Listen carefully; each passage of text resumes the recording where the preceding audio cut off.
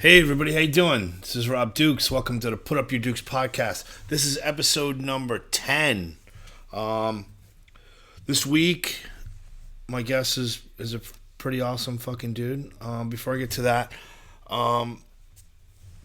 let's talk about the NHL Pro Game. What was it called? The All-Star Game. What a piece of shit. Go fuck yourself. I don't know why you keep doing it.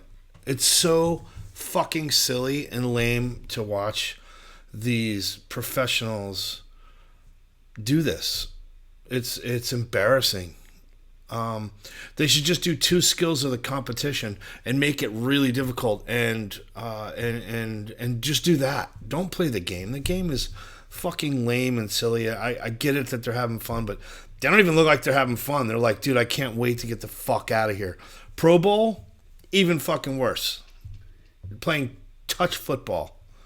Awful. Wasted my time. Can't get those hours back. Anyway, I was going to tell a story. So I went to New York to visit my friend Bobby Kelly, and we did a podcast. And you can go to Bobby Kelly's page. I should probably know what it is. I usually just I follow him on I'm following him on Patreon, so I kind of just click on it. I think it's probably like Bobby Kelly Live. We'll put it down on we'll write it on a link. Okay, Melody's gonna take care of that. So I went to Bobby. We went and we hung out at his house, and we did this thing he does live from the shed.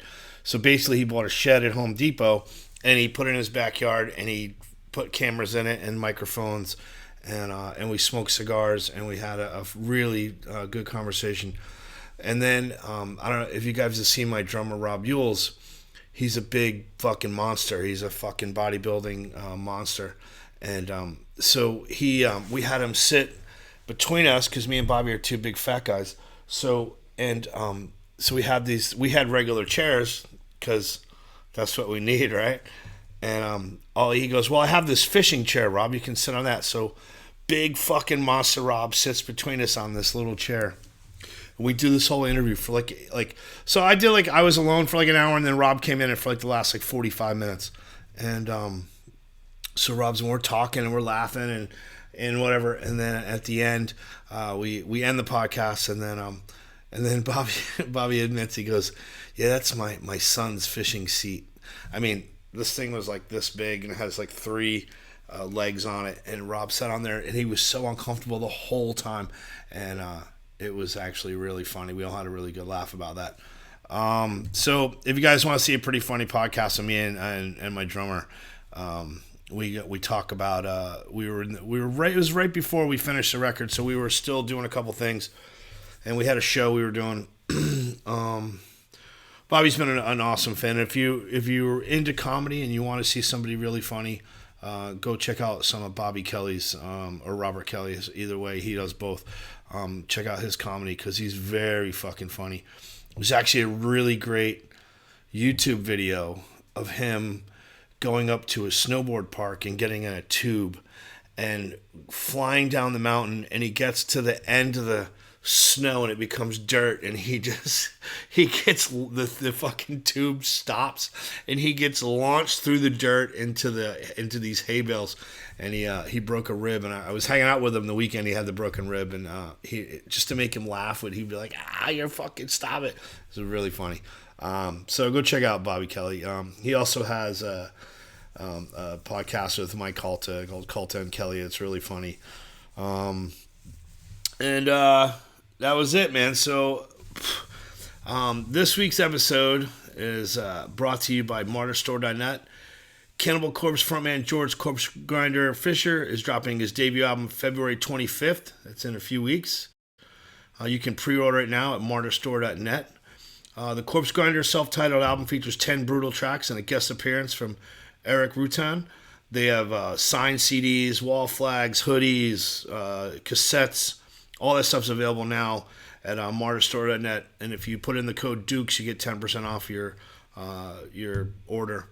And also they have Crowbar's new album, Zero and Below, which is also available for pre-order. And the only place you can get that is at martyrstore.net. And remember to always respect the neck. Music is in this weird flux. So our album came out, the Generation Kill album came out, and it's doing well.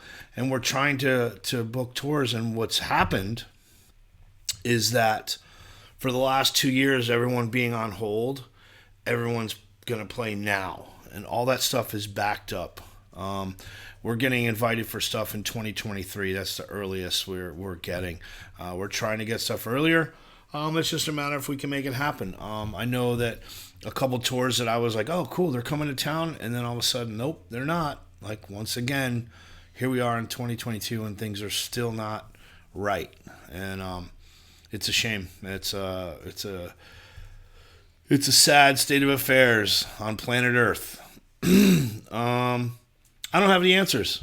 My one answer is I read this in a National Geographic article. There is a meteor. It's 6 miles wide. No. It's 2/3 of a mile wide. And then it's the way it's wrapping around the planets and going through the universe. Eventually, it's going to hit. And they're saying like in 300 years, there's a really good chance that it could be like catastrophic for Earth, and then we get like a mulligan, like in golf when you're playing. If you shoot a shot in golf, sometimes they'll let you start over, and it's called a mulligan. So maybe Earth will get a mulligan. You know what I mean? I also read another article. Don't know if it's true that this pandemic is pretty bad. The next one's gonna be fucked. That's what I read. Now, just because I read it doesn't mean it's true. I didn't do any further research. I didn't do a deep dive on it. I didn't find multiple scholars to talk about the same thing. I read one thing, and now it's my truth.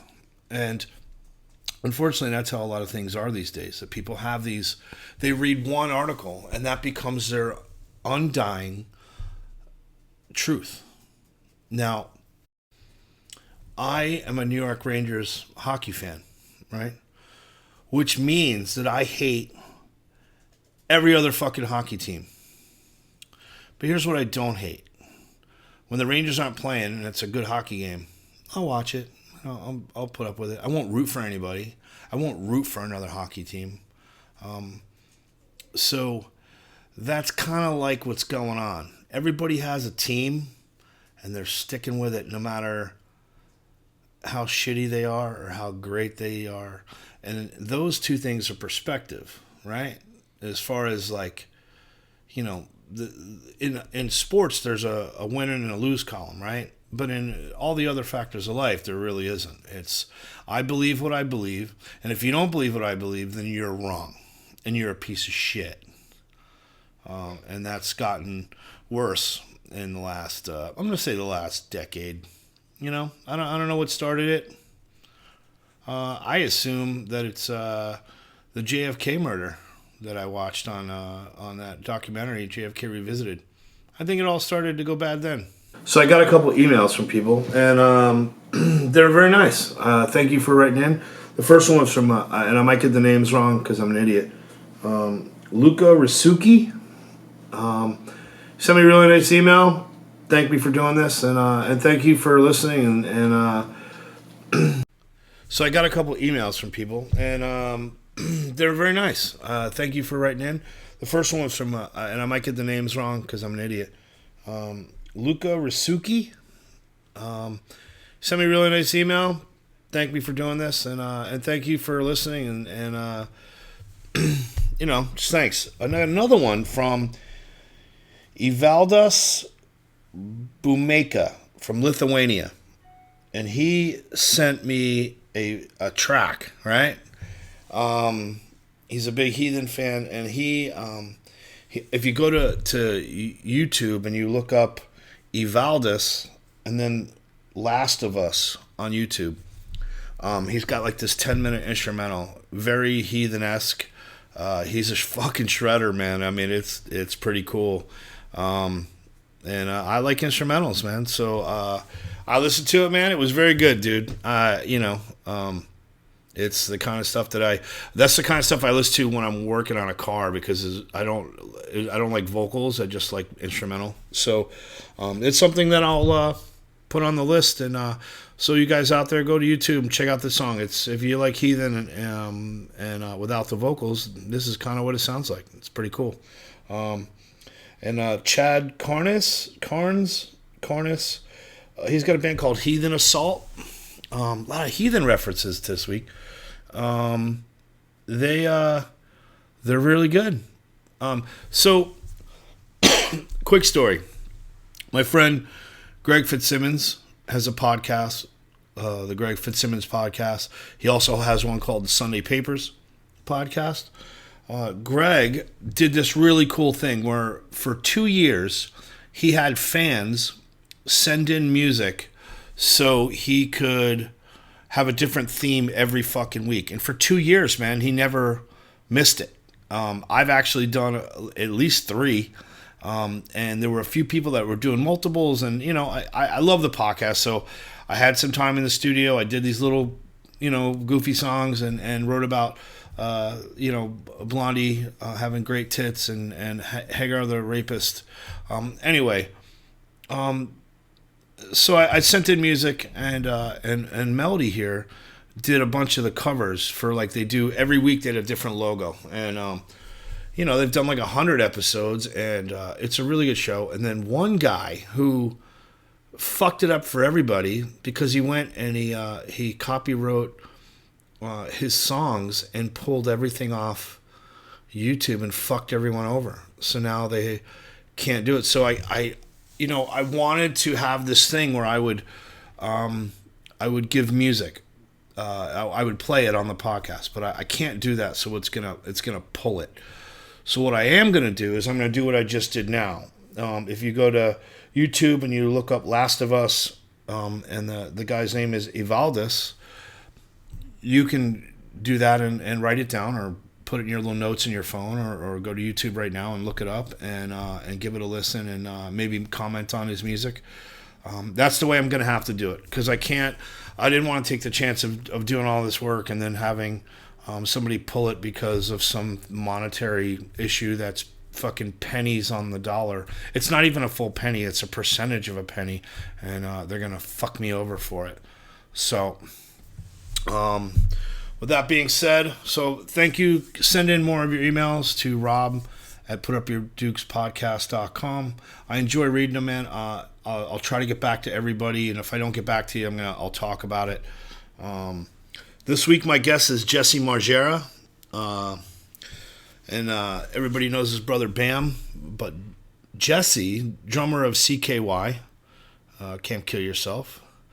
He's also the drummer of one of my favorite bands called The Company Band with Neil Fallon and Jim from Fireball Ministry.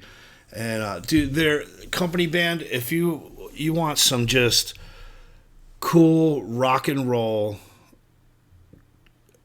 they're the band. They're so fucking good. They're in the vein of Clutch, but Clutch is very distinct. Like, when I hear Clutch, man, I hear the bass playing and Tim's guitar work it stands out to me as its own. The Company Band, it's the songs themselves. Each song they've never written a bad song. They have, 2 full albums and a couple EPs, and they do not have a bad song. I've never heard one. And they're one of my favorite bands. And me and Jesse became friends through my friend Scott Reeder. Scott, you might know from Caius and Fireball Ministry. And so Scott introduced me to Jesse, and we've done some things together. And so Jesse and me, we talked for years. And then one day he calls me and he says, "Hey, man, I'm in Phoenix and I have like a fucking layover." And I'm like, "All right, I'll come get you." So I went and picked him up, and he goes, "Oh, by the way, can you bring me a shirt?" And I'm like, okay. And I was at work. So I work 30 minutes from my house. So I didn't want to drive all the way home. I just happened to have an Exodus shirt in my car for someone else. And so he goes, yeah. So I pick him up at the hotel and I give him a clean shirt. And he's got, I go, well, what's up with your shirt? He goes, well, it's beer and glass shavings because Bam had broken a bottle at the bar before he was being taken off to rehab, and so we had this long talk about his brother, and this was like 6 months ago. So I picked up Jesse. We went and had a cigar. We had a nice long talk. We talked about music and movies, and then me, because I'm sober. I gave Jesse a little background on where I come from, and me and Bam weren't very different, except for he was on TV and everyone watched it. But we had this really cool conversation, and I hear that in the podcast we talk about it briefly, but Bam's doing really well. He's seems to be clearing up and getting his head together, and so that being said. It's a cool interview, man. Jesse's an awesome guy. If you are a fan of Jackass, he was in all the earlier shit. He's in all the beginning stuff. I mean, he was there at the beginning, and part of the whole music of all of that, and just and friends with that whole crew, and he's a really good dude, and I enjoyed our conversation together, and I hope you did too. And without further ado, Jess Margera. What's up, man? What's up? How are you? Pretty good. Yeah. Busy day here at the studio. A bunch of housework being done. Oh yeah. Like yeah, what? You rebuilding the studio or the house itself? Well, it's an older house, and there's like the showers backing up and just bullshit like that. Oh, all right. Yeah. Before we start, man, how's your brother doing? He's good. He's in a new spot in Florida.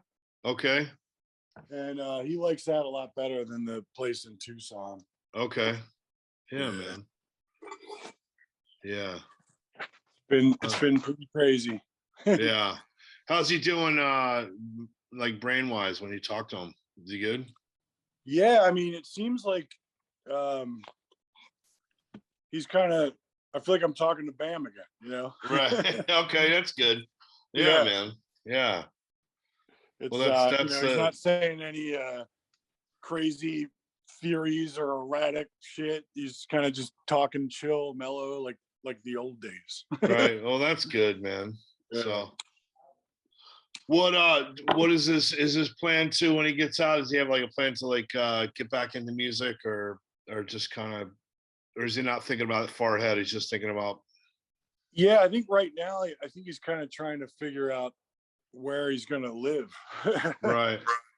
Because his wife and son are in California. Okay. But I think he's over it. I think he's over the Cali thing. And I think he really is trying to, dodge places and people that, might trigger him or whatever. Well, that's a big part of it, man, is kind of like getting rid of the, when you hang out with certain people and they just bring it all back and, so, but. If the doctor said I can't eat another cheesesteak again and I found myself on South Street, I'm probably going to get a fucking cheesecake. Pretty much, yeah, man. if you hang out at fucking, at a barbershop, you're probably going to get a haircut. You know exactly. What I mean? So my first question is, what kind of kid were you, man? Were you like a happy kid? Were you a crazy kid? Definitely kept my circle small, Okay. I think people were confused by me in school, I don't know if it's still like this, but the cliques, there's like there's the jocks, the punk skater kids, the metalheads, the preppy kids, and I kind of was like 3 out of 4 of those, I guess. Right, like a chameleon walking in between, like you'd be able to walk from one group to the other. Yeah, I think they were confused that I didn't fit into any of those. I played baseball, I liked metal, I liked punk, and I skated. So Yeah. they didn't know what the fuck to make of me, man. Right. So is it how many brothers and sisters do you have? Just Bam Margera is just Bam? Yeah. So Bam. how far are you in years apart are you guys? We're almost Irish twins. Really? So 9 months. Okay. Yeah. I'm August 78. He's September 79. No shit. Yeah. So he grew up just so I guess you guys were buddies growing up and just close as fuck the whole time. Yeah, we all kind of, since we were so close in age, we like shared friends and stuff, like nice, yeah. Right on, yeah. So what was your introduction to music? Who gave you your first introduction to music? My good buddy Mark Hanna, he was in like Haggard and all the CKY videos and stuff. But his older brother, Chris, was like maybe 5 years older than us. Okay. And, his room was always blasting like Pink Floyd, Zeppelin, AC/DC. And, I'm like 5 or 6 at the time. And I'm like, what is that magic? Right. Yeah. I remember specifically, like, he was playing Animals, and I think it was Dogs. Okay. And that's when I had to like barge his room and be like, what is this, man? Right. Yeah. Like, how do I get a copy of this shit? Yeah, I just I did an interview with Tom Hunting, and that was our favorite Pink Floyd record. We were just talking about Animals, man. It's my favorite too. Which is really weird because the band was a mess then, and they just started that. They built that Britannia Row studio. They were tired of giving Abbey Road, all their EMI money, I guess. So they're like, fuck it, let's just build a new studio. So they built that Britannia Row, and it was like a nightmare. Yeah. And I think Roger Waters was going through like a divorce and all that shit. So like they were a mess as a band, but they still made that amazing record. And I always thought it came out like way early. No, it came out after Dark Side of the Moon. It was like after. Yeah. It was after Wish You Were Here. Yeah, it was after Wish You Were Here, man. Yeah. And for some reason in my head, I always thought it was earlier, but it wasn't. It was a later record. It was the weird album in between Wish You Were Here and The Wall. Yeah. So what was the first record you bought with your own money? I skipped lunch like 3 days in a row at school to save up the $9. Then I rode my bike into town like 2 miles away to the record store, and I got Iron Maiden Somewhere in Time on tape. No shit. On cassette. Yeah. Wow. All right. And I did an interview a little bit ago at, I think it was Download, and I told that story to it's probably like a college girl, like in her 20s or something. And she was like, that sounds terrible. I was like, nope, it was awesome. Yeah. She's used to getting the new album on her phone, instantly. Exactly. Yeah. We had to work for it, man. Dude, I had to shovel snow and or fucking mow a lawn or something to get money to go get a record. Yeah. I had to starve myself at school, skip lunch. So how'd you make the turn into punk rock? I used to go to Baltimore and DC a lot, skating with Bam. Okay. And that's like, everybody down there was it's funny, we met Spike Jones way back then. Right. He's from Maryland. Yep. And we just knew him as Adam Spiegel, and years later he does the Beastie Boys video and all this shit, and then he's like a big time director, dude. It's funny. And then he helped us get Jackass. Okay. So because that area gave you Minor Threat and Yep. Bad Brains and That's all Spike that. and all the skaters, Buck Yeah. Basic and all them. We'd be skating the park down there with them, and they'd be playing Bad Brains, Fugazi. That I think that was my first introduction to it. And then actually, Pink gave me my first Fugazi tape. No shit. Yeah, she was. It was really funny when she came out and was doing like pop, and shit like that, because we always knew her as Alicia from Doylestown. And she was like a punk rock chick, and she'd always be at Love Park skating with me and Bam. And, no shit. Yeah. And how old are you at this time? I was like, I couldn't drive yet because I remember having to take the L train all the time with Bam. All we were right. probably 14, 15, something like that. And had you started making videos yet? Have you guys of skating, or were you doing it like guerrilla style yet, or that had that not come into play yet? Yeah, like we're filming just random kind of just bullshit for fun with our buddies, right. But it wasn't until like I want to say like 97, 98 that Toy Machine, like Bam turned pro on Toy Machine, and then Right. they had this skate video called Jump Off a Building. And the guy from Toy Machine basically gave us, he's like, all right, the last 10 minutes of the video is all you. So we filmed this random skit. I forget what it was, honestly. And then that kind of triggered, Toy Machine had this other company called Land Speed that made skate wheels. And then the owner of Land Speed basically said, hey, we're doing a skate video, but I want you guys to like add all your shit, like basically half the movie should be your guys' skits and stuff mixed with Bam skating, and then the rest of the skaters on the team kind of thing. Right. And had you started playing drums yet? Were you already playing drums? Yeah, I started this metal band called Foreign Objects with Darren from CKY. Then eventually we got James Murphy to play guitar on it somehow. Right. And so that band was like 94, 95. I was still in high school. Right. I sold our CDs out of my locker. Did you start putting music with Bam skating? Did that transition start, or did that come later?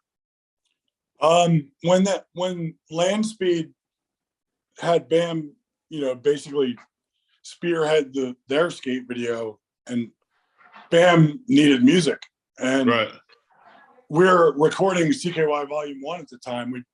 We probably started recording that in 97, and then it finally came out on Volcom in 99. Right. So but yeah, we had all the Foreign Objects, the metal. At that point, I think it was instrumentals mostly. So he used a lot of that. He used basically all of Volume 1, and then we did a bunch of other tunes that weren't going to make Volume 1, but he used them, and then there was a demand for it, so then we ended up calling that Volume 2. Yeah.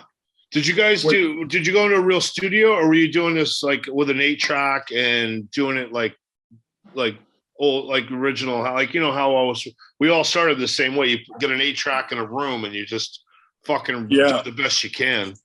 No, we went to a pretty badass studio in Bucks County. No shit. Okay. And I had to work like 2 jobs to pay for it. It was a nightmare. Right. I worked at UPS, and then I worked cutting down trees and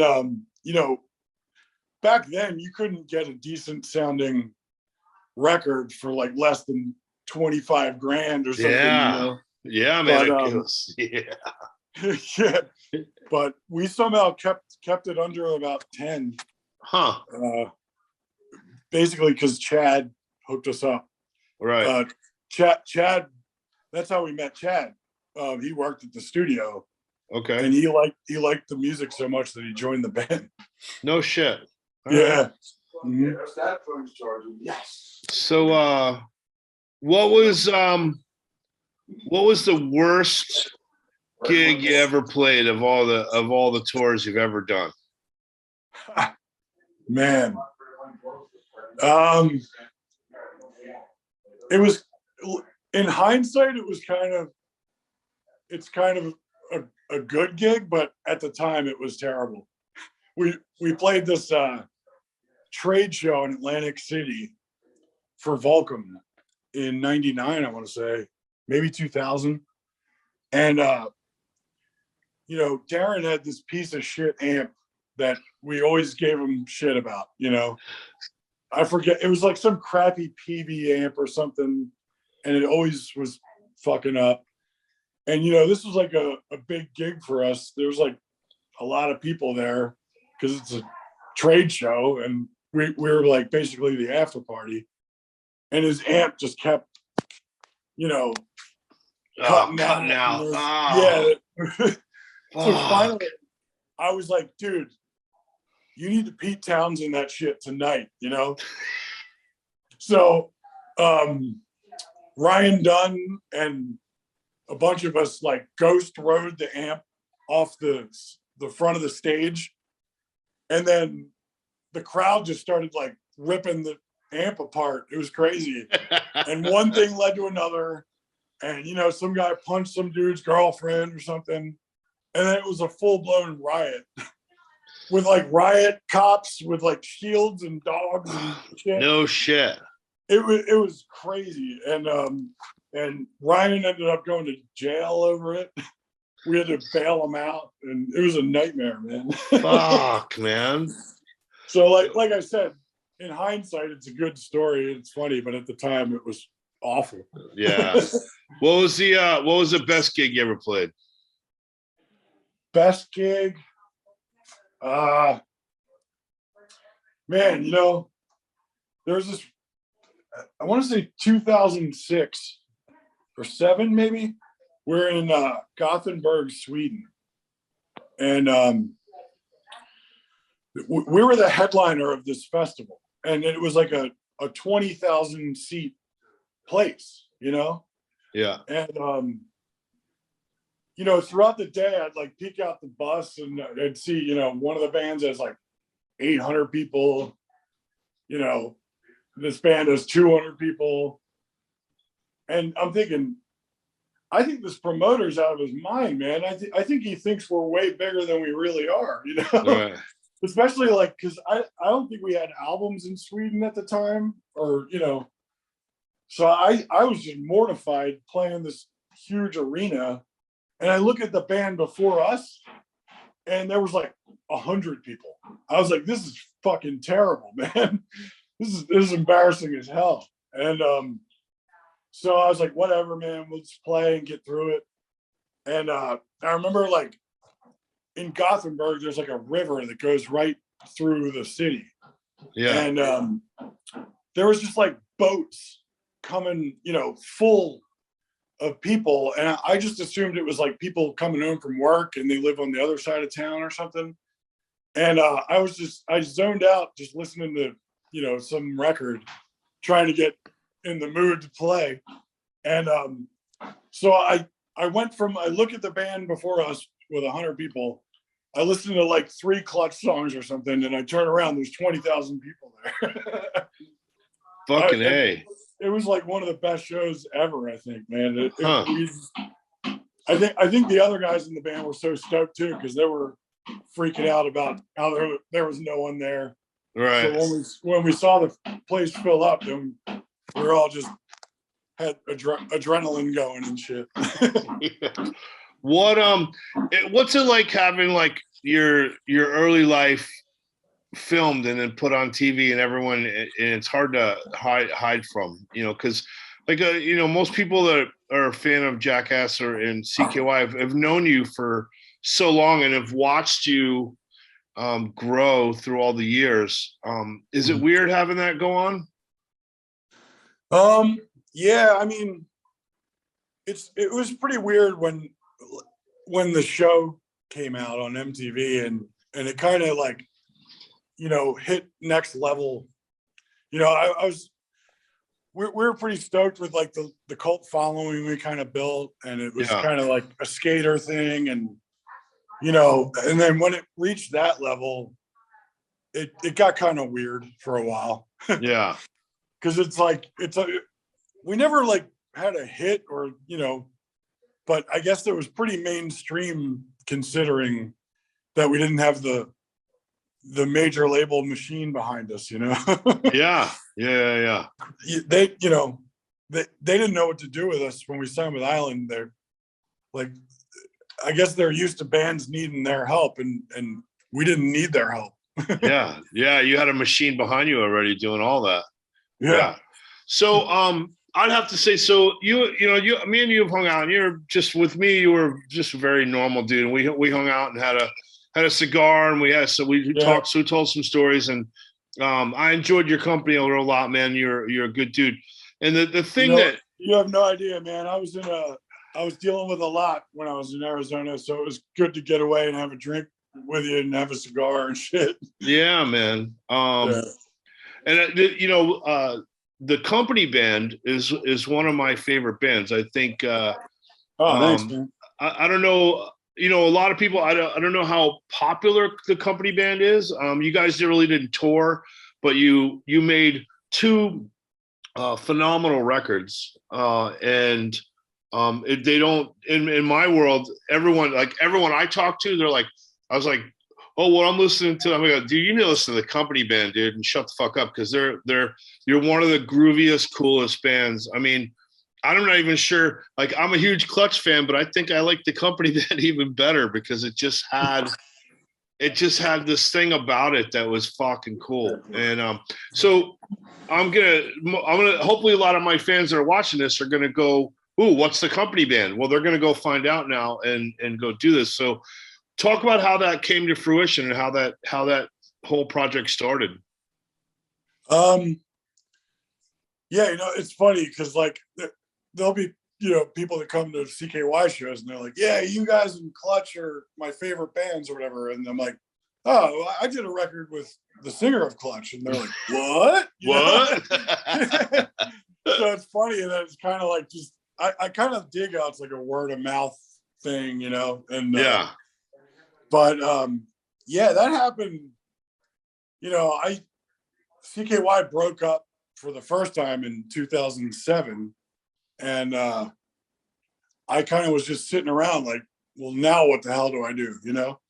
And I kind of just was sitting on my patio, and I had, I guess, some beer courage, and I just called all my heroes up, you know? I was like, yo, we got to jam sometime, man. You know, like, I knew Brad just from hanging with Fu Manchu here and there, and I think Fu went out with us for a couple dates. So I met Brad that way, and then Clutch opened for us in Europe. So I knew those guys just from that, and I kind of just shot a text out, you know, like, we need to jam sometime, and they were all like, okay, when?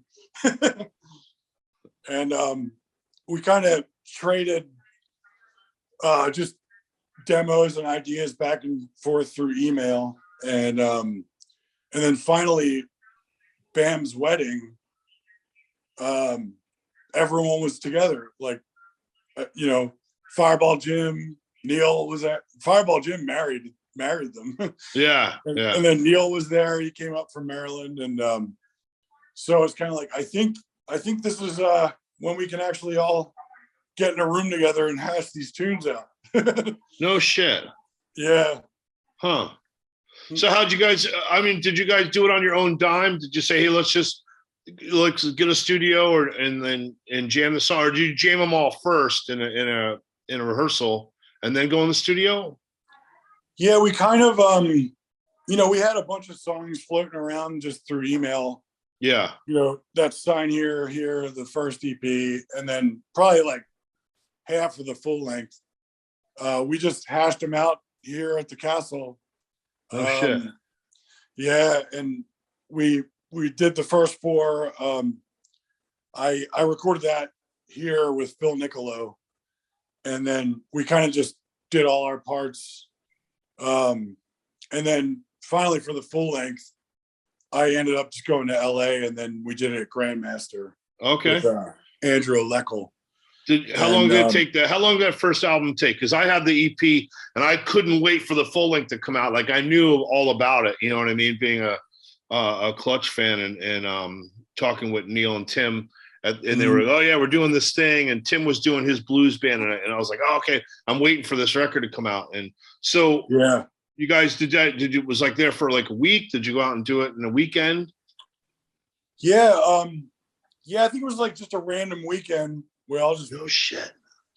And man, it's tricky. Like between CKY tours, Clutch tours, Fu Manchu tour, Fireball, like for the stars to align, it's rough.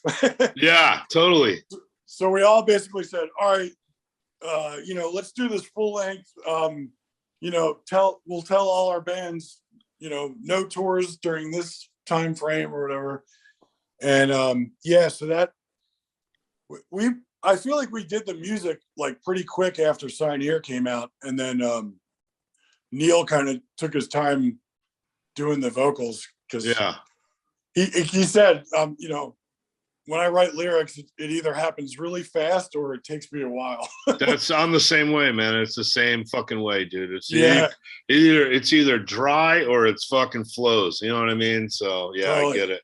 Yeah. Yeah, it's like a floodgate. Like sometimes it's like yeah, it's wide open, and then sometimes it takes a minute, I guess. Yeah. Well, Pros and Cons came out a couple years later.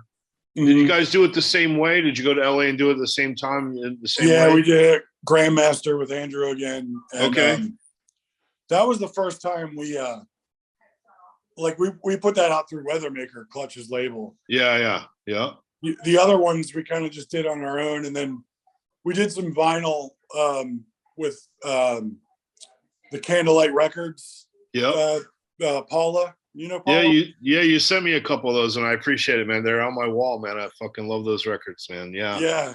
So it was cool. She did a pretty cool deal with us. Like we got to keep digital and all that, and then she just printed vinyl and CDs and just did like a physical deal with us. Right on. Well, for those people that like Clutch and like CKY, man, I mean, go out and listen to the company band. You will be highly impressed. They're really good. What's CKY doing now? What are you guys up to? At the moment, we're kind of just, I don't know. We're kind of the whole COVID thing really screwed us up and fucked everybody up. Yeah. Yeah, and we got a couple offers to do some festivals and stuff, but I don't know. Like Chad's down in Nashville now, so I'd have to go down there, and we'd have to like dust the cobwebs off, and it's going to be a lot of work. So yeah, I think we turned down. Actually, we did have a festival booked in October with Hank from Hell and a bunch of bands, and then that got canceled because I don't know if it was because of COVID or because a lot of the bands were from Europe and they just couldn't get the fuck in the country. Yeah, the visas. Yeah, they're starting to open that up now and make it a little easier. But for a while, they weren't doing that at all. We couldn't go there, and they couldn't come here, and it's been all. But like England's totally opened up. When the Delta variant hit or whatever. So yeah, I guess it was all good, and then that hit, and then they shut it down again. So yeah. How many kids you got? 4. 4. Yeah. Holy shit, you're a fuck machine, dude. God damn. Fuck, how old are they? 16, 15, 12, and 5. No shit. You got a 5-year-old running around. Yeah. Wow. So your house is fucking insane. No wonder you're fucking insane. Yeah. I made a huge mistake. I was trying to be super cool dad, and my daughter Ava got her license, and I guess there was this boy at school she really wanted to impress. So she's like, "Can I take the Tesla to school?" And I was like, "Yeah, sure. Get out all stealth in a blacked out Tesla and impress this boy that she likes." And looking back on it, it was pretty dumb. Like, okay, 16-year-old that just got her license. Yeah, take my 700 horsepower car. What could go wrong? So she got into this fender bender, and now I'm like dealing with that right now. Oh no, your insurance is gonna go through the fucking roof. I know, man. I'm not even gonna turn it into insurance. Yeah. It's like just the fender and the bumper is messed up, so I'm gonna have to just deal with it. Huh. So all right, well, 4 kids. Yeah, man. Well, shit, man.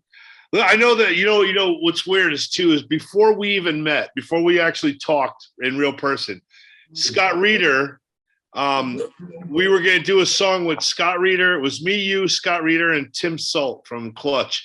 Yeah.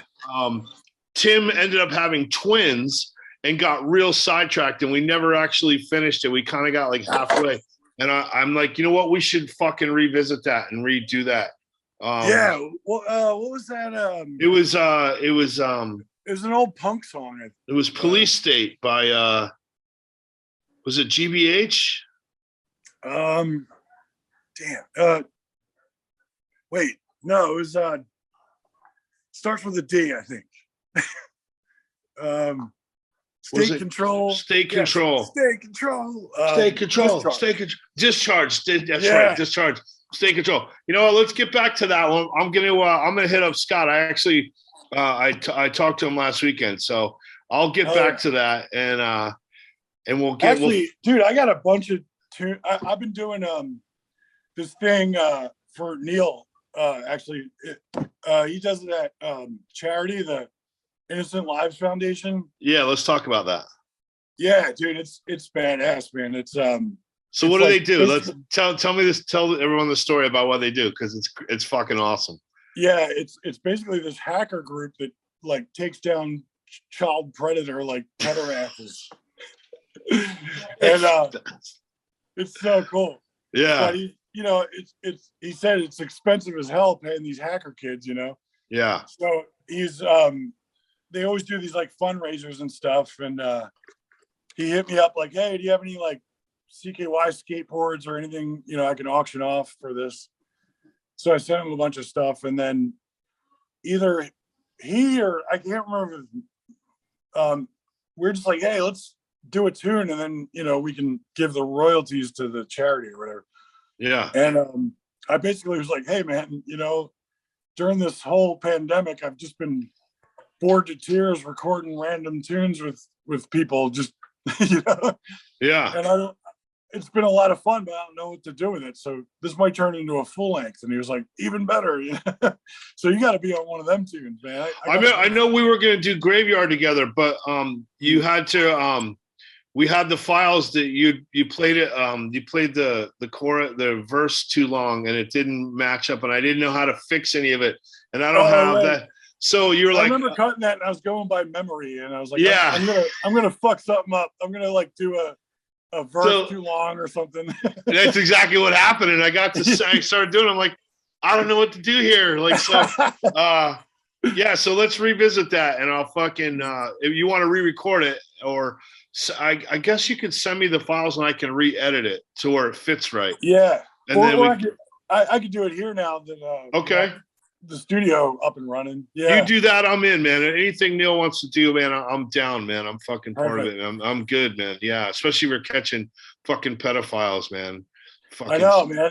It was so funny I'm in. too, because when he told me that he was doing that, I was kind of dealing with this thing with my daughter Scarlett at the time, was maybe 12 or something, and luckily I caught it early, and she didn't know what the hell was going on, but she was playing some video game online, and there's like this creeper writing all this, like I could tell it was starting to get like inappropriate or whatever, right? So wow, fuck yeah.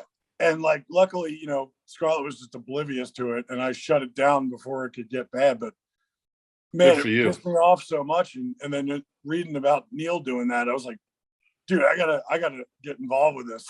I'm in. Fuck yeah, I'm in, man. Mm-hmm. Well, cool. So that's called the Innocent Lives Project. It's Innocent Lives Foundation. Okay. Yeah. It should be coming out like I'm thinking like spring, summer. It should be done. Okay. Well, if you get me anything, man, I'll jump in the studio and do it. Now that my I just finished my record, it just dropped on Friday, so I'm finally done with all the recording. So I got some free time now to go back in the studio and do stuff, man. The new generation kills smokes, by the way, man. It's heavy as balls. I love it. Oh, thank you, man. I appreciate a little bit in the car when I was visiting. Yeah, I played you demos. I played you the demo tracks. Yeah, so yeah, it's awesome. Yeah, thanks, man. I appreciate it, man. I hope that we one day when the world goes back to normal, we could open up for CKY and go out and do a fucking tour. Dude, that'd be so good. Yeah, we've been trying to get to Australia, man. It's been like 10 years since we've been there. So I remember we were talking about maybe trying to do that. Yeah, let's do it, man. I'm in. New Zealand, Australia, Japan, fucking all that shit. I love doing all that shit, man. Yeah. So I need like 4 or 5 songs that impacted your life in a way that like for instance, like the first album I ever bought was Queen, News of the World. And I still listen to that record like on a regular basis because it impacted me so deeply. So can you give me a few songs that have done that to you that you can remember? Right off the bat, like Presence, like that Led Zeppelin record. Yeah. It was so weird, of course, when I got into Zeppelin, I Led Zeppelin 1, 2, 3, and 4. And that one was like hit me a little later. And it's my favorite Zeppelin record. Really? Yeah, just in its simplicity, right. Like that song For Your Life, like that riff is so simple and there's not a lot to it, but it's like one of those songs that I probably heard 1,000 times, and if it came on right now, I'd be like, oh yeah, right. Well, John Bonham's your favorite drummer, right? Definitely, and that just John Paul Jones and Bonham just in the pocket so hard with that, just like it's just so it's so locked in, and that like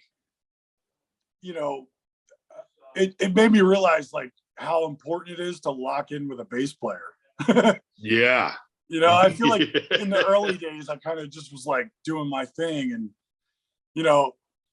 had this like dumb idea that like, oh, bass is just the guy that follows the guitar, Yeah. And, it took me embarrassingly like a little too late in my life for me to realize how important the bass player and just being in the pocket, like the rhythm section, how important that is, Yeah, if you see a band live, and I mean, even if you take like a band that's heavy guitar oriented, man, if the bass and the drums aren't good, it kind of falls apart. It doesn't even really work. It's just like, I always fuck with my drummer, calling him just say, you're a fucking metronome. Just be a fucking metronome. Right. And the bass player, you're a fucking piece of parsley. No, like no one gives a fuck. So sit in the back, just like Ian from Judas Priest. But that's really like not true, because like when you listen to like AC/DC, the bottom end of that is Phil Rudd and Cliff doing the bass. Those guys are like, they're the meat and potatoes of it all. And Led Zeppelin is the same way. And most good bands are that way. And I feel like, like John Paul Jones didn't get the credit. He was probably like the most crucial member of the band. Oh, totally. He played everything. He played the mandolin. He played the fucking piano. He played the keyboards. He played the bass. He played all the Moog stuff. He was incredible. And it really trips me out. Like I just watched Song Remains the Same like a little bit ago for the first time in a while, and like, he's playing the fucking Hammond and he's doing the bass notes with his feet. I'm like, this guy's a monster. Like, yeah, man, totally. Yeah. And in the studio, he did all that stuff. Like he did all the extra instruments, man. I mean, it was fucking insane. Yeah. Yeah. Same with Pink Floyd. Like Richard Wright, man. He was the dude. And I feel like he's like, the least known guy in the band almost.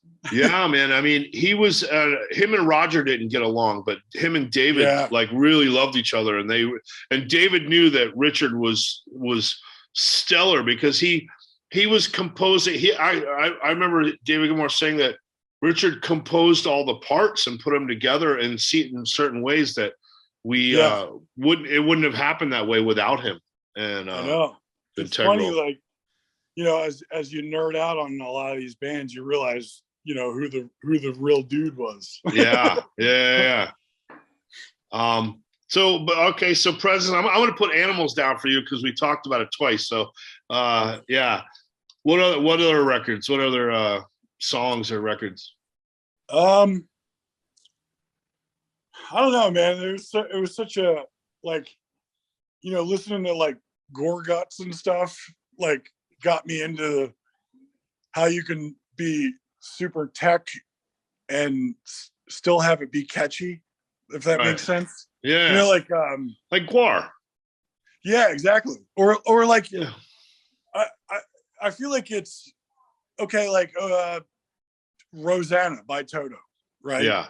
That beat's fucking hard as shit, man. Like, it's like a Purdy shuffle mixed with like Fool in the Rain Bonham shuffle beat. It's so hard to play, but you wouldn't know it, you know? I don't know it. Yeah, I couldn't tell you. Yeah. That song comes on and it's got a good groove. And like, even if you don't know shit about playing music, like, I feel like no one understands how tech that shit is, but you wouldn't know it. Like, and that to me is kind of amazing when you can do like a complicated riff or beat, but it flows like as if it's like a AC/DC 4/4 beat, you know, or something. you being a drummer, were you Neil to school Neil Peart? Did you ever Yeah, I mean, I of course I appreciated the hell out of Rush, but I wasn't like the biggest Rush fan. I was, you know, I feel like Primus actually, you know, I got Frizzle Fry or something, you know, the first Primus when I was like 11. And you know, I knew of Rush obviously, but you know, Primus kind of led me into diving harder into Rush. That was Herb, right? Herb was the original. Was Herb the original drummer? Yeah. And then then they got Brain. And then they go Who back was on the forth. Guns N' Roses tour with us. Yeah. He was playing for GNR. Yeah. We did that crazy you know, Buckethead Brain lineup. How did you hang out with Buckethead? Yeah, well, you know, he never got out of character. No shit. Fucking dude's eating catering with his mask on and shit. Wow. You never you saw him without his mask on, never got out of character. Never. Wow. Yeah. Huh. That's fucking he crazy. owns it, man. What about Brain? I mean, I know he's a great drummer. Of the two drummers, which one do you like better, Herb or Brain?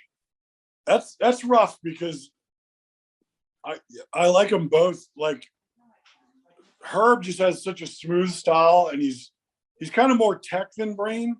Yeah. But Brain has such feel, like, and just style. Yeah. And he's no slouch either. Like, when I heard the Brown album, I was kind of like, this guy ain't Tim Alexander, you know? Right. And then I caught the Brown album tour at the 930 in DC. And then I saw him play live and he was like on fire. I was like, right. Okay, never mind. This guy's badass, you know? Nice. Yeah. And it's funny, like when they were in Guns N' Roses, you know, between him and Buckethead, it was so funny, like playing GNR riffs for Buckethead and GNR beats for Brain. It's like asking a Ferrari to just do 25 miles an hour. Yeah, exactly. Exactly. Yeah. On the Chinese Democracy album, the Buckethead stuff is just all the better. It's all the best stuff, right? You know what I mean? Yeah. They said they fired him. I talked to Bumblefoot, and they said they fired him because he was a transient and wouldn't. And it was just too weird to have him in the band. He was just too much of a weirdo. And I'm and he seemed to be like frustrated too, because I guess either Axl or, you know, Sanctuary or Matt, whoever, basically, I guess he signed his contract not knowing that they don't want him to release solo shit while he's in Guns N' Roses. Which he does every 2 weeks. He puts out a fucking album. Especially back then, he was putting out, 5 albums a year or something? Yeah. So I think he had like a dozen records on the shelf, and he was like, "This is bullshit, man." Yeah. How many shows did you do with those guys? We were out with them for like a month, and the tour Okay. started with a riot in Vancouver and ended with a riot in Philadelphia. Wow. We played with them. We played with them at that show at Hellfest. Oh, really? Yeah. And my dad's here. He's got a good story about that Guns N' Roses tour. Oh yeah. Yeah. So, Hey, Phil, What's up, bud? Rob, How you doing, Phil? So we were playing. There was 2 nights in Philly. One was at the Wells Fargo Center, and then the next night was at the Spectrum, which my dad was excited about because he saw Elvis at the Spectrum all 5 times he played it. Yeah. No shit. Wow. And apparently there's all these cool Elvis pics of him playing live in the backstage. 20-foot pictures that Yeah. Yeah. And also at Madison Square Garden. And just the cool factor of like, hey, we're in the backstage where Elvis was. Where Elvis hung out. I want to go hang out where Elvis hung out. Yeah. So we play the Wells Fargo Center, and then Axl never shows up. He stayed in New York for a Knicks game. I don't know. I heard Something about a that. bunch of rumors. Did you guys do Madison Square Garden the night before? Yeah, we did Madison Square Garden the night before, And they also have Elvis pictures. They're huge from Yeah. Elvis playing Right. Madison Square Garden. I Yeah. almost burnt down Madison Square Actually, Garden that I night. saw it because I did all the Here's my mom. Joey. Yeah. No, because I did all the hair Mom, for this is, the 1992. Rob. Hi, Hi. How are you? how are you? I'm Mom good. was in Arizona when I was out Oh, cool. trying to get Yeah. the treatment. Oh, okay. Yeah. Yeah. Oh, Arizona.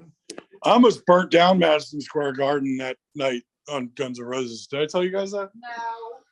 Yeah, I got done playing, and there was like a deli tray, like a rider and shit, and a bunch of candles, and I didn't see them, and I went to go grab a shower, and I kind of just threw my clothes, not looking, and it went on the candles. Oh. Luckily, Ooh. I got a pretty quick shower. I came out, the whole fucking table's on fire. I was like, holy shit. And luckily there was like a big, ice water tray with like sodas and beers in it. And I just dumped it on there like last minute real quick. I was like, I almost burnt down fucking Madison Square Garden. So Axl never even showed up to the Philly gig the second night. He didn't even show up. Yeah, Madison Square Garden was the last gig on that tour. And then, like I said, we played Philly, and Phil was like, I'm going to miss the Wells Fargo. I'm going to come to the second night at the Spectrum, Okay. see all the cool Elvis shit. And then Phil was so pissed that we didn't get to do it. Oh, fuck, man. Yeah. Oh, wow. Oh, well, you've had a crazy fucking life, dude. A crazy career. You got 4 kids. Yeah. You played in a bunch of cool bands. You're an awesome drummer. I mean, I'm a huge fan. I like, when I listen to the company band, I hear the influence of Bonham. I hear the influence of Jean Paul. I hear how tasty you can be. Yeah. Yeah, I got a studio now with Prince's board from Paisley Park, so I'm down. I'll do a quick tour of the place. Okay. Yeah. So there's Cool. 2 options. There's the big room out here if you want Bonham sound, which I don't know who the fuck wouldn't. Yeah. Here's the Wow. Look at that. I got my Ludwig kit out here, and there's like high ceilings, so you get the full Bonham effect. Right. I just got my baby grand Okay. shipped over from my old house, and then so if you want Bonham sound, there's that. And then if you want tighter drum sound, I just did a rap record with OT the Real and Rick from the Roots. Yeah. So of course Bonham isn't going to work for that, so I set up in this small room, Okay. and this is like where we cut vocals and all that. But I mean, Yeah. you could fit a band in here if you want. I've been following OT the Real, man. He's fucking badass, man. Yeah, Yeah. he's great, man. Yeah. and I just did a tune with him. It was a real Philly mashup, man. It was cool. Yeah. It was him and this dude Thorough, and they're like, you know, new Philly dudes. Right. And then there's my old ass Philly rock. And then we had Chris from A Life Once Lost. He's old school Philly metal. Yeah. And then we had Ricky from The Roots on it. So it was like No shit. It was such a Philly moment. Yeah, man. Well, that looks awesome, man. I mean, that's how you want to do it this way, because you get, you know, like when you're in a studio by the hour, you feel so much pressure to be doing it, and you don't get that time to experiment and relax and like let shit just kind of happen. So yeah, and you know, there's like 4 bedrooms and kitchen, laundry, and stuff. So like, you know, that's kind of the coolness of like you can live with your album. You know, yeah, it's like that's kind of what you're paying for, I think. Like, because everyone's got wives and kids and blah blah blah. So like we did the last CKY at Rancho de la Luna, right, and it was just amazing. You know, like we're talking about, I have a lot of responsibilities around here, 4 kids, driving them all around town to baseball and so right. to get away, and it's just all there is this album. I wake up, drink some coffee in the morning, and record all day. Yeah. Well, that's how we did the Exodus album. The Exodus album, we all lived in a house just like that together, and we're there for a month, and we did the whole record for a month. Where the New Generation Kill record, we did it all by email because we all lived in separate areas, and it wasn't. It seems like that's the way to do it with all the, you know, COVID shit. Yeah, exactly. Yeah. It's kind of what we're forced to. But here's like the Prince board, by the way. Oh yeah, let me see that. Oh fucking wow, look at that. Yeah. The Paisley Sound Prince board. That's fucking insane, 850 dude. pounds, man. It was a bitch getting it in here. I'm sure.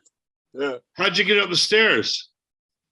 Actually, we brought it through this front door here, so there was only one step to lift it. Oh, okay, all right. Yeah. Wow. And luckily, it was in a case that was like upright on wheels. So okay, all right, yeah, yeah. Because I was like, how the hell are we gonna fit it through this door? You know? Yeah. We're gonna have to make a hole in the fucking wall. Yeah. Wow. Well, shit, man. Well, this has been a great conversation, and I want people to go out and listen to all your work, the work you've done with CKY, the company band, you know, and you know, I wish your brother all the best. And thanks, man. Oh, man. All right, bud. You have a great fucking day, man. And you too. I'll talk to you soon. Tell Bam I said hello. I will.